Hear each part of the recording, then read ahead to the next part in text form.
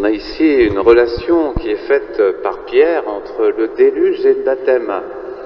Il y a de l'eau, ça c'est clair, et il en profite, mais c'est pas seulement à cause de l'eau, c'est à cause des effets inverses que produit le baptême par rapport au déluge. Alors ce déluge, ce châtiment, premier châtiment de l'humanité, enfin depuis Adam en tout cas, depuis la chute originelle, il était si terrible, si universel, que Dieu décida qu'il ne se reproduirait plus. Vous voyez, donc dans la Bible, dans le livre de la Genèse, on assiste au déploiement de la descendance d'Adam, son fils Seth, qui remplace Abel, et puis ça nous ramène, juste avant l'épisode du déluge, eh bien, à un passage mystérieux qui nous décrit l'union des fils de Dieu. Souvent on pense à des anges, à des créatures extraordinaires, à des fils de Dieu avec les filles de la terre. Alors comment interpréter ce passage, surtout à la lumière du déluge qui le suit immédiatement dans le texte? En fait, évidemment, Adam, il y a deux descendances. Il n'y a pas seulement celle de Seth qui a relevé Abel, il y a aussi Caïn, bien sûr. Et les deux descendances, eh bien, mènent leur vie en parallèle, se déploient sur la terre. Or, ce que le texte veut nous dire, par fils de Dieu, comprenons hommes de foi, ceux qui, de la génération de Seth, se rattachent à Adam, à l'obéissance de la foi. Et puis Caïn, lui, c'est au contraire le symbole de l'autre génération, la génération qui refuse la foi, qui a rompu avec la foi. Rappelez-vous que Caïn n'a jamais demandé le pardon à Dieu, même après son homicide. Il a simplement demandé d'être protégé. C'est la seule chose à laquelle il dépensait, lui. Le remords, il n'en a pas eu. Ainsi, on assiste, ce que le texte veut nous dire, c'est que malheureusement, dans cette haute antiquité, dans cette préhistoire de l'humanité, mais qui est aussi une préhistoire de la foi, il n'y a pas d'homme sans âme, eh bien, c'est la mauvaise descendance qui a eu le dessus. Et ceux de la descendance de Seth, la bonne descendance, fils de Dieu, fils de la lumière, eh bien, se sont éteints en s'unissant avec les filles de l'autre descendance, qui, elle, était pleinement de la terre et pas du tout du ciel. Voilà ce que le texte veut nous dire en images. Et le déluge vient juste après, parce que là, c'est l'échec total de Dieu, c'est l'échec total de la foi, du patrimoine de la foi qui avait été communiqué par Adam et Ève à leurs descendants. Il n'y a plus personne, sauf Noé, nous dit le texte, l'unique juste. Alors l'arche que va construire Noé, elle est un symbole bien connu pour nous chrétiens, elle est le symbole de l'Église, la barque de l'Église, qui, flottant sur les eaux du paganisme, vous voyez, le déluge, c'est quoi? Ça représente, c'est pas seulement des eaux matérielles, ça représente le déferlement des valeurs païennes, des valeurs de cette génération de Caïn, qui submerge le monde entier, l'humanité tout entière. C'est ce que ça signifie. Et le symbole de l'Église qui vogue au-dessus des flots de ce monde, c'est justement l'Église qui, par l'évangile qu'elle a reçu, est capable de voguer au-dessus des valeurs païennes sans être engloutie comme le furent eh bien, les fils de Dieu dont nous parle mystérieusement le texte de la Genèse. Par le baptême, l'Église se maintient à la surface des eaux. Le baptême, il nous communique de grandes choses, le pardon des péchés. Ça, c'est quand même extraordinaire. Qui peut pardonner les péchés sinon Dieu seul? Les contemporains de Jésus le savaient.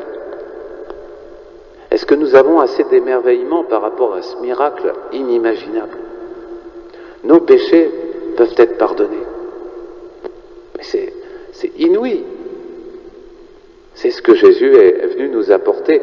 Mais pas seulement ça, pas seulement je dirais, enlever ce qui est négatif. Il est venu nous apporter l'Esprit Saint, il nous est communiqué par le baptême en son nom.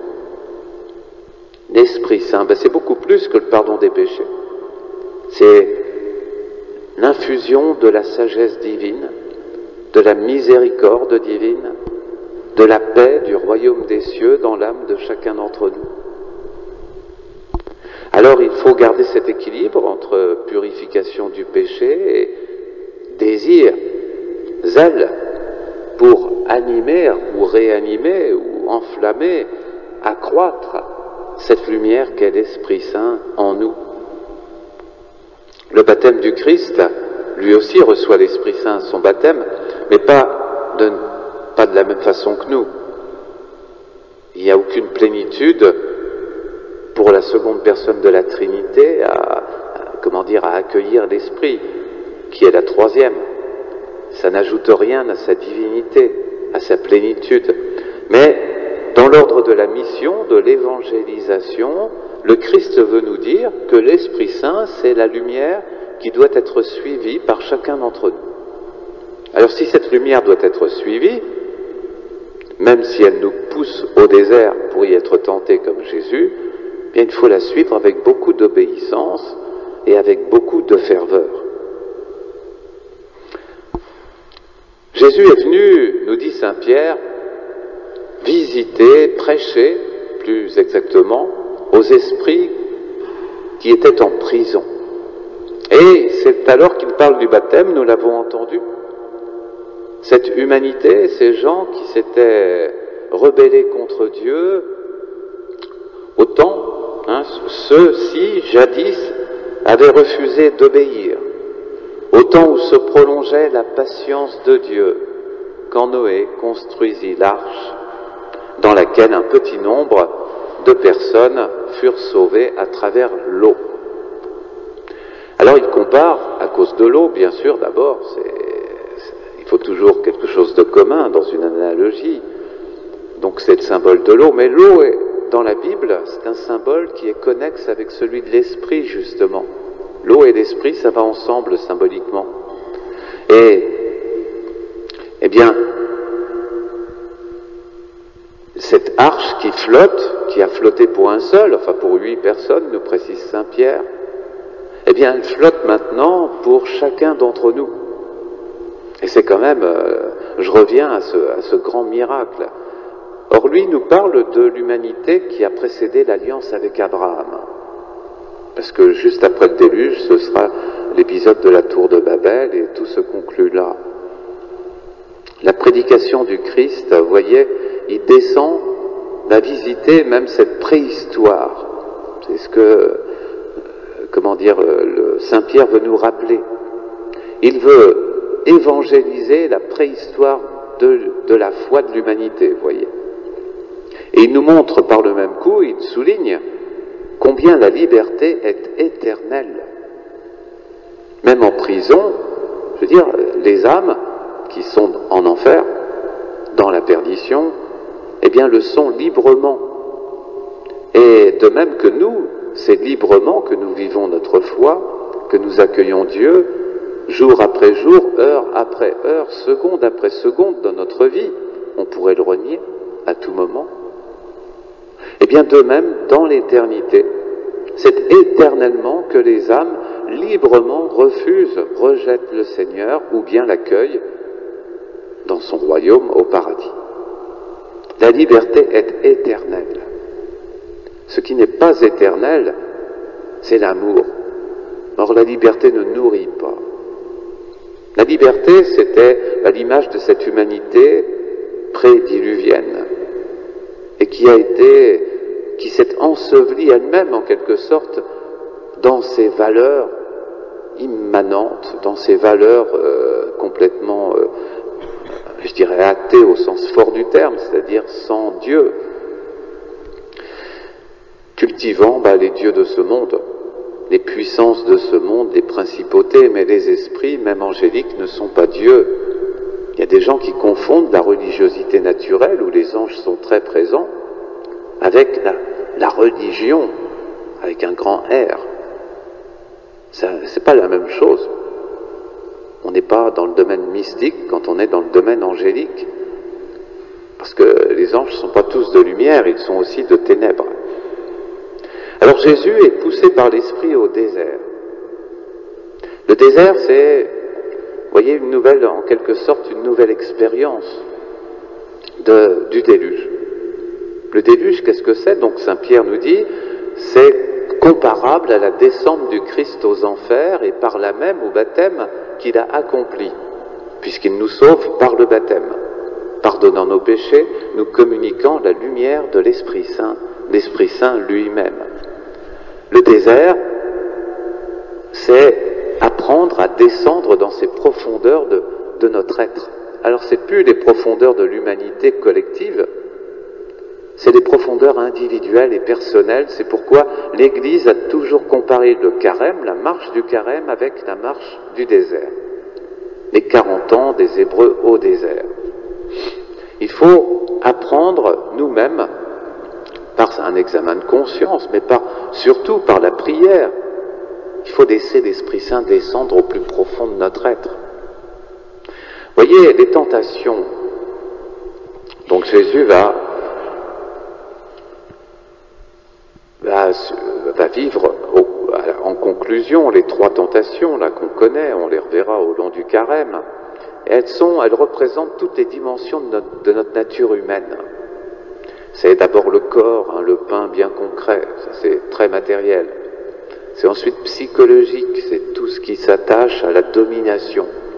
Donc la relation faussée en quelque sorte, vous voyez, manipulation, domination, ça c'est obsession, obséder la pensée des autres. Toute forme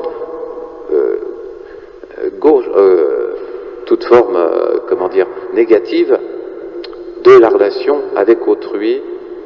Et puis enfin, la 3e tentation, au sommet du temple de Jérusalem où le diable entraîne Jésus, c'est carrément la manipulation de la foi, c'est carrément la domination de la vérité.